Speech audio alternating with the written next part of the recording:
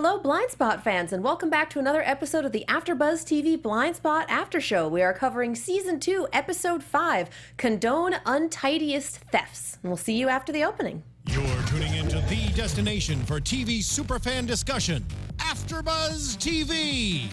And now, let the buzz begin. There is no better way to start an episode about the Irish mob than with a traditional Irish song about Irish people fighting Irish people. You know what? I like it. I mean, I want to just have one with me hearties and enjoy some Lucky Charms. I love it. Your hearties? Are you a pirate? I don't know. It sounded Irish in my mind when I thought of it.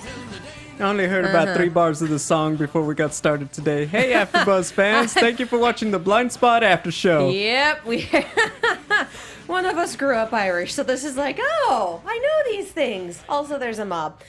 We are talking about Season 2, Episode 5, Condone Untidiest Thefts. Gabrielle, how are you doing tonight? I am doing amazing. Katie, how are you? I am doing all right. Where can people find you if they want to say fun things? You know what, guys? I'm always ready to talk Blindspot on Twitter at @GG on TV. Thank you to the followers who gave us the answer for today's title. The anagram is Condone Untidiest Thefts, which translates to Defend the Constitution. So thank you, fans. And you can find me on Twitter at Kiaxet. That is KIAXET. We have the hashtag ABTV Blindspot. We have the live chat. That'll be up in just a moment. So if you've got something fun to say, throw it in the hashtag, throw it in the live chat. You may well get a shout out. I enjoyed this episode quite a bit. I love this one. I think this is my favorite one of the season so far. It was a lot of fun. Considering we're halfway through, I mean, it's a big deal. Halfway through the season? Well, like at we least have like 19 we have like episodes. 10. Well, they split it 10 and 10. We have that mid-season break We're for the holidays. We're a quarter of the way. It was like, yeah. Wait, well, okay, what? It's because last When time did this they took such a long break. I felt last time in season 1 between, so I was like, you know what? It almost felt like 2 seasons. Oh yeah, they took like So a my month and a apologies. half last time, and we'll have to see if they do the same thing again this year. We just don't know. That is like forever in TV land. It kind of is, but it worked out because they got the order and then they got the back 9. So if you're playing a game like that. So yeah, so we are a quarter of the way into the season, and life is already completely crazy. And we have. Let's talk about the O'Malleys. Let's talk about them. Let's talk about the Irish Mafia, which was essentially the be-all and end-all of the procedural part of this episode. I really liked the camera gun. I thought that was very clever. We see him, very, dark and predatory. He's setting up the camera. Well, he's setting up for a hit, and then we see, oh, that's how he's going to do it. That's clever. That is extremely clever, especially if it's outside and none of your stuff is getting x-rayed. You just walk up with a big TV-style camera, and hey, nobody questions it. It's a big political rally. And everyone's filming. And it's going to go off in a metal detector. Duh, Yeah, so it works for an outside rally. It was a very clever way of doing things. Yeah. That's not saying we condone, if you're going to become, an assassin using camera guns, or just saying as a device. Brilliant. Yeah, so we have a hit put out on Senator Donahue, who is doing a big immigration reform rally in the middle of a park. And they're not there quick enough to stop the hit, but however, the 3 people that were shot didn't die. Completely non-fatal shooting. Yes, so we find out exactly why that happened, because it's like he was supposed to be, we see him setting up. This is a hitman who knows how to do his job, so it should be a kill shot, but we found out the truth behind it, and that was very crazy. I liked how they set that up for us. Yeah, the truth is that it's hard to aim with a camera, you guys. No, I mean, can we zoom in on the live chat just a bit, please? Thank you. I was going to say, I don't know, I think I'm in my perfect shot. But yeah, no, it's pinpoint accuracy, you guys. Always make sure you have the right frame. No, the whole thing wound up being a setup because they scanned the serial number on the gun that was in the camera, and it was registered to Patrick O'Malley, who was the head of the Russian mob. Wrong mob, the Irish mob. You're watching too much Arrow. I have been watching a lot of Arrow, the Bratva. But yeah, and it's registered to the head of the mob, and they bring him in, and he basically goes, do you really think I'm that big of an idiot?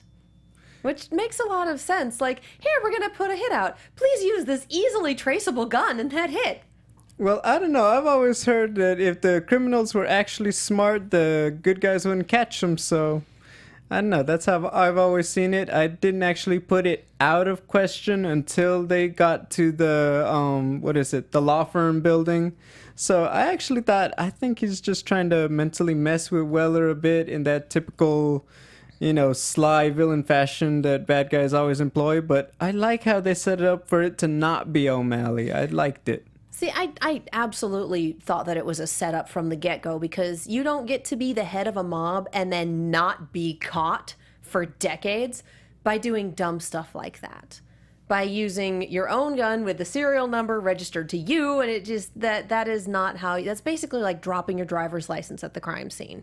You don't do stuff like that and keep your position for decades on end. See, I originally thought that they were gonna kind of do it as a setup on the FBI. So, like, O'Malley's gonna think, oh, yeah, like, you think I would be that stupid? He'd point them in the direction of someone else, and then he'd use the FBI to get one of his own enemies, because he was trying to do more manipulation for devious methods. That's what I'm trying to get at. He had an ulterior motive. I thought that's where they were going to send it, but they went in a completely different direction. See, and I think if they were going to do something like that with a triple play, they would have spent more of the episode on it. This was definitely an episode that was more focused on Allie and Kurt, and that was more focused on Reed and on Jane. And this was another one of those episodes where the procedural part was fun, but it wasn't the strongest part of the episode. It was the framework we needed for the character bits, as opposed to it being its own big thing that moves the plot along. Definitely. It was there because we needed a procedural half. No, definitely. I think we've seen with Blindspot, obviously some episodes do kind of really lean on the procedural, and others, they, like the pilot, just was completely character driven. And this one was, like we were talking about, sometimes they balance it well. That's very entertaining. Other times it doesn't feel like the popcorn, like it starts to boil. It just simmers, like when you have water. This one popped. Because on all levels, the way that Patterson brought up the tattoo and how they explain it, how they later got into the Mayfair's photo, which I know we'll talk about later, but just all those aspects and how they really bring that sense of realism on top of these characters and building them and, pulling at those emotional strings. Just well-balanced episode. It really was. And for an episode where the procedural part in the long run didn't matter as much, they still made the procedural a ton of fun. Exactly. Patrick O'Malley was a great character. I had just, oh my God, watching him on screen just throwing shade at Weller was some of the best parts of the episode to me. Oh, yeah. That was just hysterical. Like Zapata said, it's like, this might be my favorite interrogation Favorite ever. interrogation. And this is another thing where it's one of those things, it's who you know. Because the only person he wanted to talk to was Allie, despite the fact that she wasn't FBI. She was a U.S. Marshal, because his wife, was it Patrick's wife? Or was it the wife of the shooter? His sister, thank you. Yes. Is her best friend. And the sister's a teacher. She's not part of the mob. She didn't want to be part of this. Exactly. And we saw, obviously, that parallel we were supposed to draw when Kurt sees Jane going by and Allie saying, just because her family is a bunch of criminals doesn't mean she is. And, the directors and writers gave us that little, wink, wink. Yeah, and once again, we have Jane using her experiences, the limited experiences that she can remember, going in and reaching out to whoever's being interrogated. And in this case, it was, look, I know you're loyal to your family. I know that you prize that, but they're not doing you any favors. When push came to shove, they ditched that loyalty and framed you. And unless you want to spend, because they knew you have 6 months to live, you have cancer, they knew that, it was an acceptable loss on their end. So you can either spend the rest of whatever life you have in prison for a crime you didn't commit, or you can help us catch the actual people who are doing this. No, definitely. When we see how Jane chose to approach it, Zapata brought that up perfectly. It's like, we don't got leverage. He's going to die in 6 months no matter what. But Jane knew exactly what to say, how to get it done. Talked about, his daughter, and obviously she's going through some kind of emotional turmoil with how does she really feel about Shepard. And I think that was just, showing other sides of Jane. We know that she can have that soft side, but almost really manipulate someone herself. And similar to Weller. Weller has that way of interrogating people. Jane is usually, the yin to the yang. So to see her just becoming more multifaceted as an agent, I think is really fun this season. Oh, yeah. And Jane is really good with people. And that's probably why Sandstorm had her as a handler on that one case and probably on other cases. And it's why she's so good at talking with and relating to the people that they bring in interrogation on the FBI side. She has people skills. Even if she's missing a good chunk of her memory, she still has those skills. Yeah, well, what I find crazy is, like, you can make the argument she's probably the second best shot out of all the agents besides Weller, but she's probably the least likely to actually fire her weapon and use violence or, just aggression to solve a situation. And I think that's really important to note. Oh, I disagree. I think she can bring it. You think that, well, I mean, she's yeah. least likely to. I'm not saying she can't. I'm just saying, she's actually the first one usually to take another approach. That's true. That's very true. Right. Yeah, second best shot. Yeah, Weller is probably The the marksmanship, best. they brought it up, and he shot the bottle of bleach, the Molotov cocktail, courtesy of Nas. I thought that was... I wrote it down. It's like, they're going to bring that up later. It's important for some reason. It's like, oh, yeah, that's why he can shoot it that well. Yeah, it was important enough to bring it up. And again, this is a show that doesn't really waste anything. I did like that we started getting Weller and Nas talking and getting along because this is what we needed. We needed them working in tandem. We needed them calling the shots together. We needed one of them holding the other back when someone was not making the greatest decisions ever. Very true. Like, this is what we needed, and it's finally starting to develop, and it's developing very organically. Yeah, and like I said, I told you, right about now, this is when we might see Kurt Weller is usually very disciplined, starting to make some bad decisions, acting impulsively and just thinking only with his emotions, not, analytically like he needs to as an agent. And I like how, they're keeping it true to character, because if he wasn't having some kind of reaction, it wouldn't feel right. Just like with Kurt Reed, does this is not an unfamiliar words. Kurt has definitely done this before. He has gone off the handle when it involved Jane, and he definitely had a soft spot involving Taylor. And, for a good chunk of season 1, we had that nice Venn diagram overlap of the two. So my unborn child is in danger. Oh, yeah, he's not as, composed as he usually is. And that's saying something. So... Sure. Yeah, I am not at all surprised that he acted like this. And for once, Nas making the executive decisions and saying, no, we need this, no, we need that, and going against him is exactly what we needed. Yeah, I agree. It's exactly what we needed. Also, I found it very interesting how his relationship with Allie developed. I'm not saying necessarily they're going to get back together, but that companionship, just the place that they have in each other's lives right now, is very interesting. And I bring it up because I feel like that's something that if you're going to manipulate Weller, that is just as, if anything right now, that's more important to him than, let's say, if Sandstorm wanted to get him, for example, grabbing Jane. Usually it would be like, well, Weller will do anything, including stupid stuff, to save Jane. Well, right now, I would even say if Sandstorm really wanted to get at Jane, at Weller, it would be to get Allie. And they could do that fake out now because Jane is gonna, you could think, well, they're gonna go after Jane. No, they're going after Allie because that's how you get to Kurt Weller. That's true. And I mean, I don't think they would take out one of their own unless they found out, oh, yeah, no, she's actually really working with the FBI. Okay. Well, remember, Kurt is still on the fence. He wants to believe Jane, but he knows that he can't fully trust her right now. And with everything going on with Sandstorm, he has a right to think that way. And I think that's what makes this very interesting because we don't know which shot they're necessarily going to take, on either side.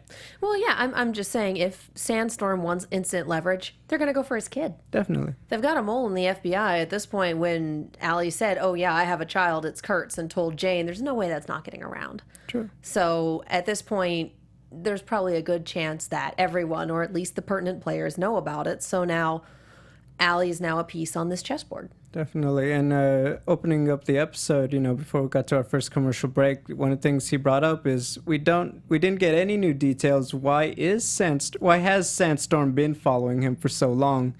And I thought we might get a clue, but I think they're playing that one just close to the chest right now. But I was okay with it because it's going to be I think a piece that pays off later on. We just have to wait for it. Yeah, I feel like that is definitely part of the long game. If that's not mid-season finale territory, that's season finale territory. And I've definitely said that before, and I have been so wrong. I mean, it's television. Yeah, Tom the Vampire got shot in a random episode, and it was just like, okay, I thought you were going to last for a good long while. I guess not. It's funny. It's like, I really thought you were going to make it longer. I didn't think you'd go first. I thought we'd have to deal with you for longer, but no, we replaced you with another white guy in the suit, and then he went down, and we replaced you with another white guy in a suit. Yeah, fans. Although they've gotten away from their white guy with suit roots, so I'm having a harder time telling who's a villain. Well, I think that helps, TV show got to keep you on your toes. If you guys are AfterBuzz fans, you remember on American Gothic, I said that cat lady would die by episode 2, and she made it all 13 episodes.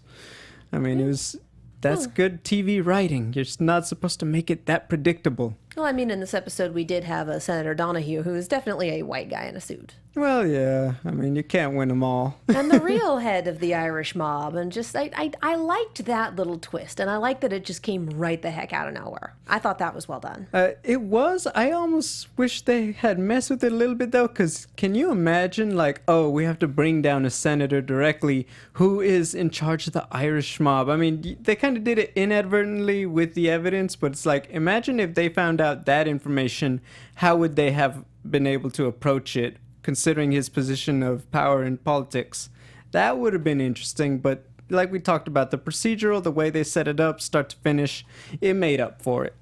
And I feel like some of the most interesting stuff are the little tidbits that never come back, like the fact that they were essentially using Snapchat because Snapchat dumps pictures, or Snap-Its is what they were calling it, but let's be real, it was Snapchat. Yeah. Dumps pictures after a couple of seconds, and that they were using a code that was essentially chess moves. Like, I thought that was great. I thought that was super interesting. And it's one of those things that's like, that never comes up again. Like, oh. Well, I mean, I liked that bit. That's the fun of it, though. And I actually found it odd. So we find out what Zapata did with Shadowcat from last week's episode, and that she went to him. But I actually like how she's becoming a little more book smart and just computer savvy, because it's adding that new depth to her character if she ends up being the mole, or if she has to use those skills against one of our more intellectual minded characters. I think that's going to be very interesting to watch if Zapata can keep up with them later on. Well, I mean, she's always been really smart. She's had a mind for trivia. But now she's becoming Patterson's girl who codes and all that. I mean, she wasn't there in season 1, so I like this. It was more than once that she came up with the clue that other people were missing, that she knew an answer or knew a piece of trivia. Like, this is not a new development for her. True, but stronger, I think is what I'm trying to get at. Yeah. Yeah, no, I love what she's doing this season, and that we've kind of moved away from her as the one with problems and placed that burden firmly on Reed's shoulders, which I'm a little upset about. But that's life. You gotta keep all the characters interesting, and I think that's what they're doing very well in season 2 compared to season 1. I mean, you mess with, you introduce these new characters, Reed dating Kurt's sister for a while, and now with this, you honestly feel like the stakes are higher for all of the agents, and maybe, depending if you're feeling it, about Roman. You don't know what's going to happen with Shepard, but something's going to happen that she betrays Jane, and what will that do to our protagonist? So I think that this is just great pacing as far as, okay, you're keeping Borden involved, Patterson involved, Reed, Zapata, all of them, to use a sports analogy, everyone on the team is touching the ball. And it's making it free-flowing. I just feel like for Reed, they took the drama and they turned it from 2 to like 100. I mean, you're not wrong about that. That escalated really quickly. Okay. I mean, let's talk about Reed now. Let's talk about that a little bit. Love to. Dear God, I feel so sorry for that man, and he is obviously straying. He's usually the more lawful good one, and he is definitely straying away from that because he needs these answers. Well, it's like Dr. Borden said, he's going to start having, issues as these emotions come up, these memories come up, and, those bouts of anger and frustration. And we take it to assume, going forward, maybe he's having issues remembering everything that he's doing because his mind is getting so conflicted with trying to repress those memories of what might have happened, and obviously the reality of where he's at now in trying to remain composed as an FBI agent. I feel like it's more the not knowing that was getting to him. Like this thing could have happened, and there's just a big chunk in his memory that's missing. Which, hey, go talk to Jane. Let's talk a little bit about missing memory, shall we? But yeah, I feel like it was more the not knowing than being completely unhinged, trying to repress it and dig it up at the same time. You could argue it's a combination. Certainly, I think that's growing, but also it's so just simple and it makes sense. And what's weird about it is just a small thing that really justifies every action that he's doing. It's not out of character. You really are feeling like, you know what? He needs to know, you know, especially as all these things come up with Jones, and he's obviously, you know, also has to deal with how does he feel about Jane and the rest of the situation, even if he's not necessarily center stage in that storyline like Kurt is. He's right there too. And I think watching that, having that investment in Reed that the show has, I think it's just keeping everything on your toes, and you want to see how's this going to play out in the big picture. True, and I mean, he did just kill a man. He so did. Well, that I mean, is going to you have know, consequences. They don't show it, but it's kind of like, yeah. He did just kill a man. You're going to have to pull something. Be completely real. You can't just pull a rabbit out of the hat. You got to pull out the whole forest if he isn't the killer. So I agree. Okay, walk through that analogy. I think you mixed your metaphor a little there. But I might have, but that doesn't matter because the fans are with me.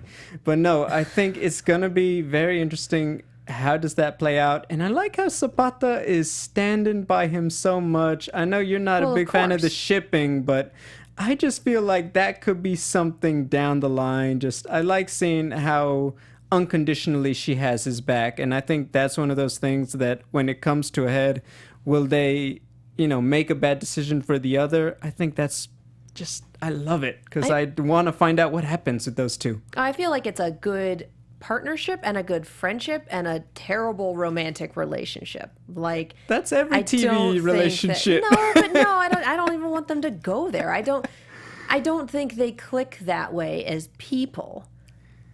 I mean, you can be really good friends with someone of the opposite sex without needing to fall into bed. This is true, but then again, that's real world common sense. TV common sense doesn't follow those rules as often. But I feel like the writers know their characters better than that, though.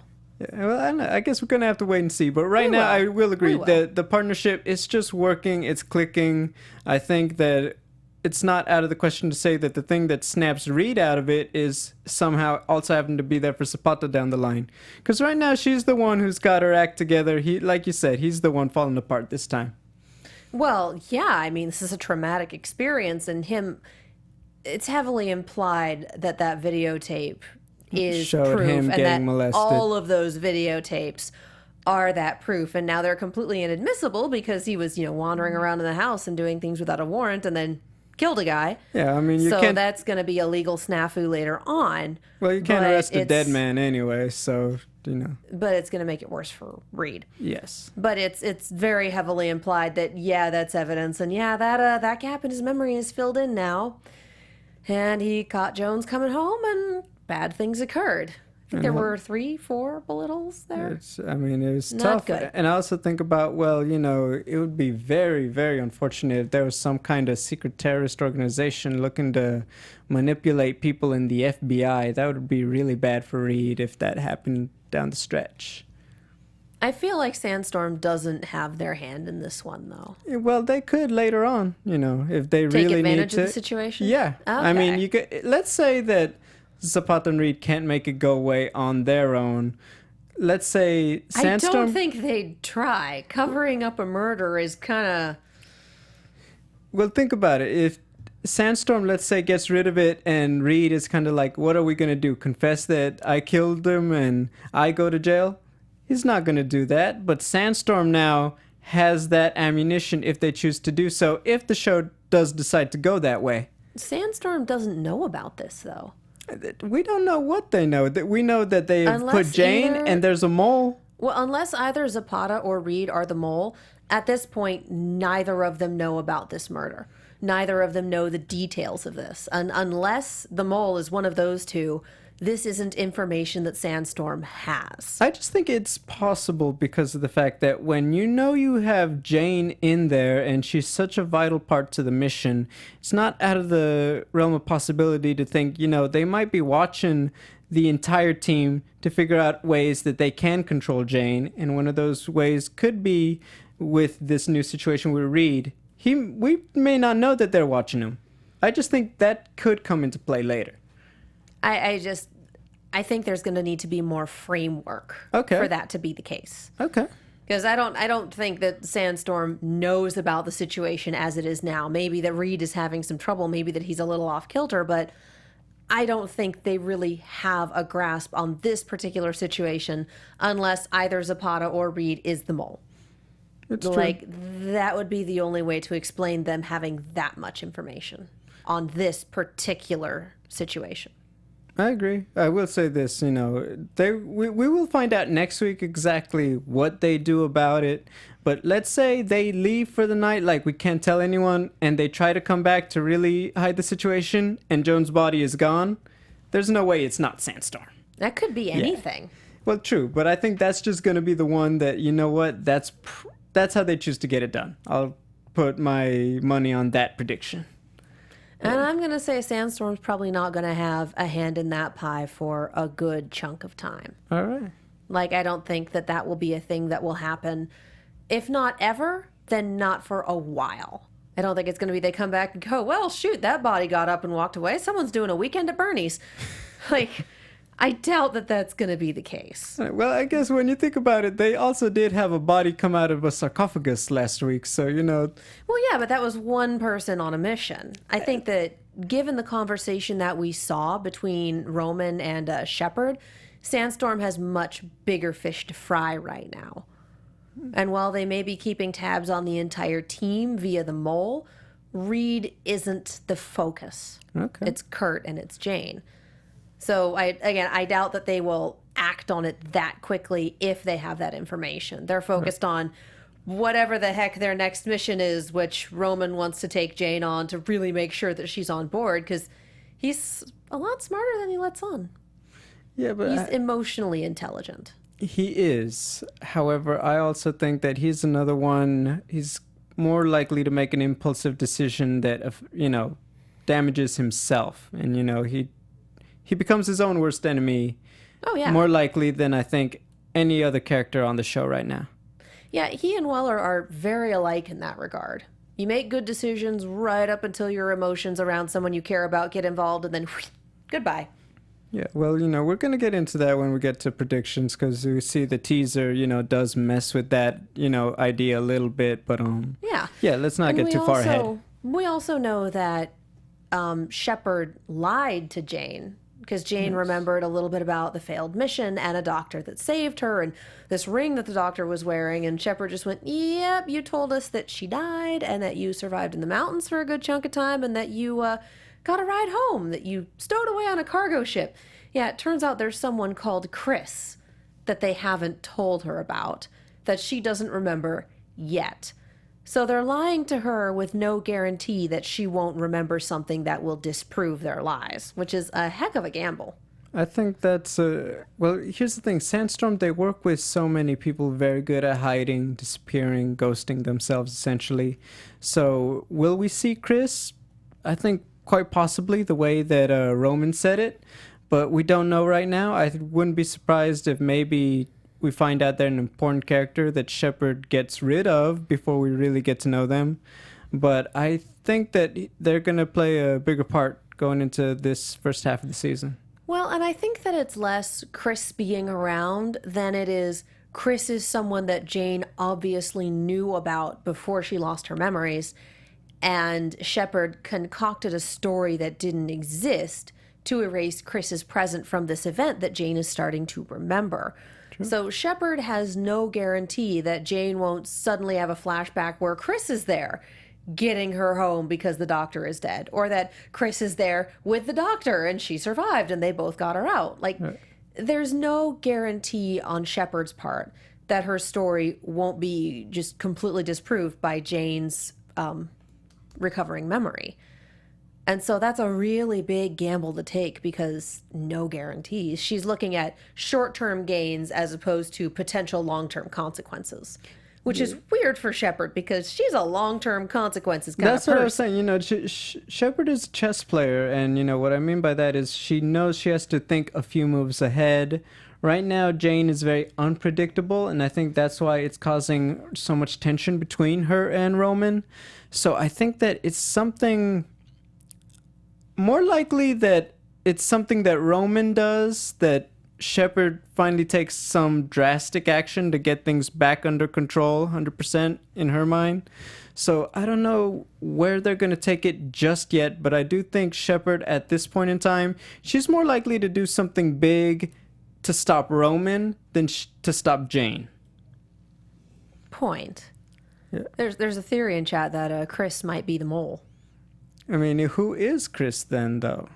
Could be a false name. Could be That's what I was anything. thinking to say. It could be, I mean, But it could would it make really be Nas? Could it really be, you know, I mean, she seems to know everything. She's a bit of an oracle in that way, but I think, I don't know. I think they're more likely to be two different characters, Chris and the Mole. But I like that theory. It's got us thinking.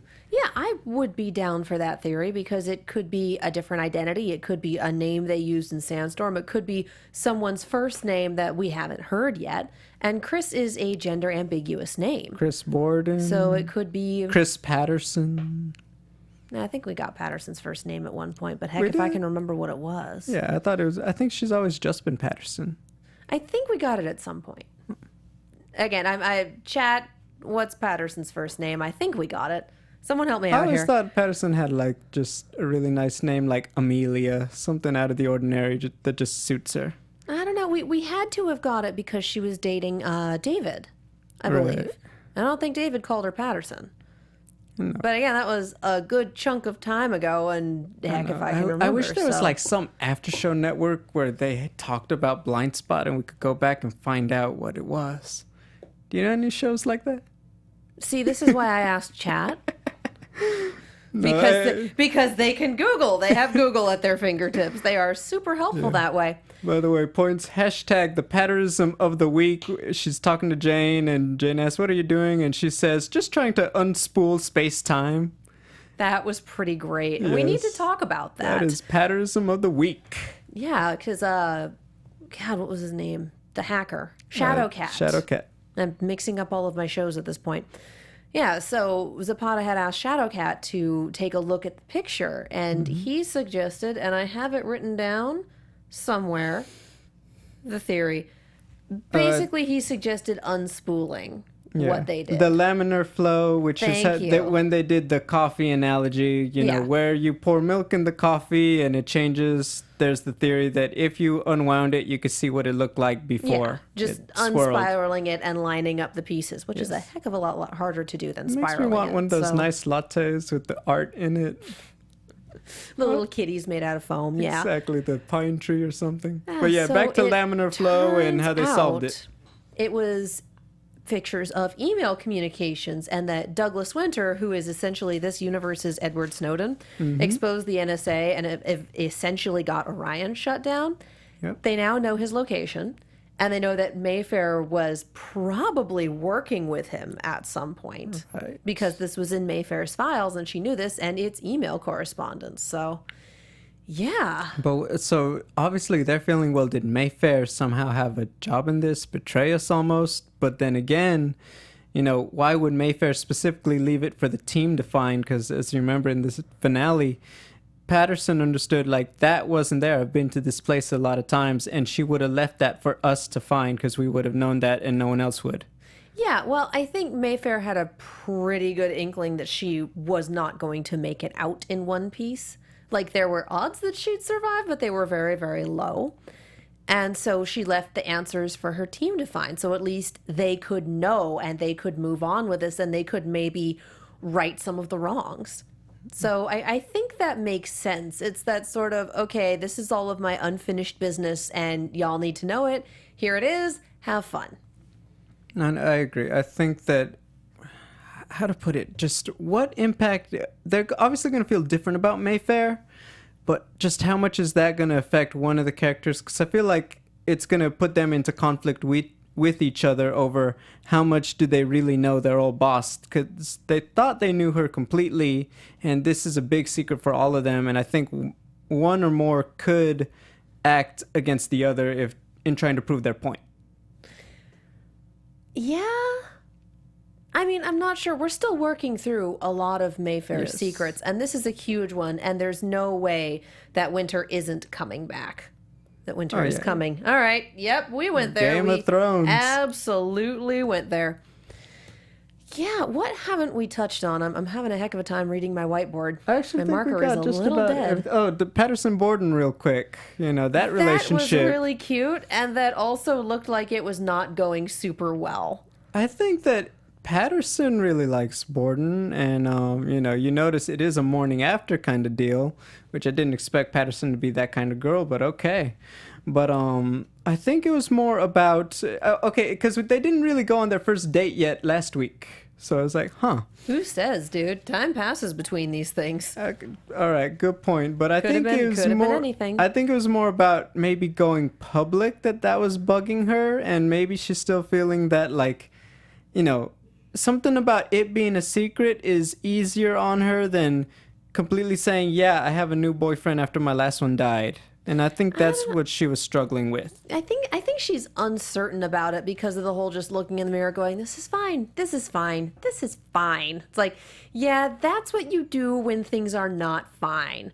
There's a whole comic about a dog sitting in a house that's on fire, and it's this is fine. I'm okay with events unfolding as they are. Like, no, it's not fine. Well, I mean, there's always some awkwardness when you know that you're dating essentially the office therapist. So there's got to be some kind of, you know, there's going to be some kind of awkwardness just in the, to put it, the technicalities of their relationship. I feel like this is less awkwardness and more, this is not what I signed up for. I don't like this as much as I thought it would. I feel like it's less awkward and more, not sure I want to stay in this. That's so a good we'll point. See. We'll have to see. We just and got a then little if bit. Dr. Borden is the mole and we know who he's coming after when he finally tries to take down the agency from the inside. Oh, I'm sorry. I'd have to save that for another 2 minutes when we do predictions. Yeah, I think we're going to go ahead and actually swing into this right now. Chad, if there is anything else that you want us to cover, I know we've got a little bit of a delay, but now is a good time to do that. So, yeah, for those of you in chat who were asking, the hashtag is ABTV Blindspot, and evidently Patterson has not revealed the first name yet. So I knew it. Okay. Yeah, and with that, I think we're about ready to swing into predictions. Yes. And now, your AfterBuzz TV predictions. Love that light show. Yeah. Oh, I even forgot to mention real quick, Allie telling Jane she's pregnant and it's Kurt's baby. That's not going to be awkward at all down the line for Jane. I think she'll figure it out. She will, but not before a little bit of awkwardness first. But no, big predictions. Okay, that teaser. Did you see the teaser this time? Yes, I did. I went and looked it up. I just want to say real quick, I called it Nas and Reed. I mean, I'm not saying they're going to be a full couple. They left that ambiguous, but some was going to happen, and I'm glad. Nas and Reed. Sorry, Nas and Weller. Sorry. Okay, I wrote them down quickly. What? Sorry, I wrote these down quickly to remember. Nas and Weller, Nas and Kurt Weller. I knew that would happen. Sorry, fans. Sorry, Katie. But yeah, that one. What happens? I'm not. Well, I don't think they're gonna. We also have the bug in the office that Nas has potentially been listening in. We have. But it could be Dr. Borden too if he's the mole. But Nas we've seen Nas listening to Jane's sessions, so we've known this. This is dramatic irony. The audience knows, the characters don't. We see trying to deal with the repercussions of Reed killing Jones. Like, that's not a good thing. I wrote it all together. We have Patterson going down at one point, just agent down, and I'm like, okay. I feel like this is another one of those things where it's like, here's a really, really dramatic bit to put in the TV spot. Yeah, it's going to last for 5 minutes on the show. Yeah, Patterson has too critical of a role to go away today. No, but I think, that's the easiest one. They are not going to get rid of Patterson. The fans like her too much. What I'll be interested in seeing is Jane thinks that she can turn Roman to the FBI side. That is, and I think she's right. So we'll have to see how that gets executed. I think it only goes two ways. One, she's successful in turning flipping Rome into the FBI. The other is that in her attempt to do so, Roman finally just turns on Jane and stands fully by Shepard and says, no, Jane is no longer on our team. We have to handle this. Or he does what Jane's been doing, says, sure, I'll work with the FBI, and then goes to Shepard and goes, by the way. Oh, man. And does the double agent thing. We're going to need a whole diagram if that happens. That's going to be confusing. I'm down. Diagrams are super helpful. But yeah, I think that would be interesting. I don't know if Roman would think of doing something like that, but that would be just a crazy dynamic, and I would love it. I think so. And, if anything, if some kind of conflict does happen, I'm still waiting to see my Roman Zapata showdown. She will eat him alive. That's what I want to see, though. She will eat him alive. She will destroy that man. Yeah, just such an authoritative woman. I just want to see it happen. Like, oh, you think you're badass now, huh? Not gonna happen. She will wreck him. Yeah.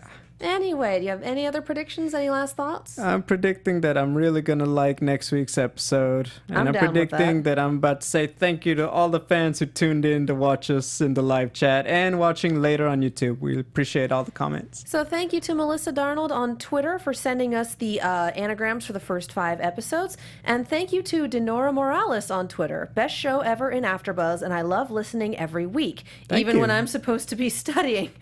Please keep up with your homework. We will still be here afterwards, but, Hey, no school, judgment for stay doing in that, school. though. Yeah, I used to do that, so no judgment. But yes, make sure you get the A and enjoy the after show. That's how it works. Yep, stay in school. Priorities, you guys. All right, where can the people find you? You guys can find me all the time on Twitter, on Double G on TV, and check out my profile. I did interviews with Scotty Jordan. And I'm Katie Cullen. You can find me on Twitter, Tumblr, Instagram, and YouTube at Kiaxet. That is Kiaxet. I'm also on Snapchat at Kia Prime. So many shows. Z Nation on Mondays. Crunch Time is starting on Mondays weekly. So we're going to be weekly up through the end of the season. Red vs. Blue is ending next week. Arrow is back. Star Wars Rebel is back on Tuesdays. Ruby will be back. Our first after show will be, I want to say, the first Thursday of November. So many things, you guys. Watch all of them. They're wonderful. Thank you guys so much for watching, and we'll see you next time. See you next week. From executive producers Maria Menounos, Kevin Undergaro, Phil Svitek, and the entire AfterBuzz TV staff, we would like to thank you for listening to the AfterBuzz TV network. To watch or listen to other after shows and post comments or questions, be sure to visit AfterBuzzTV.com. I'm Sir Richard Wentworth, and this has been a presentation of AfterBuzz TV. Buzz you later. The views expressed herein are those of the hosts only and do not necessarily reflect the views of AfterBuzz TV or its owners or principals.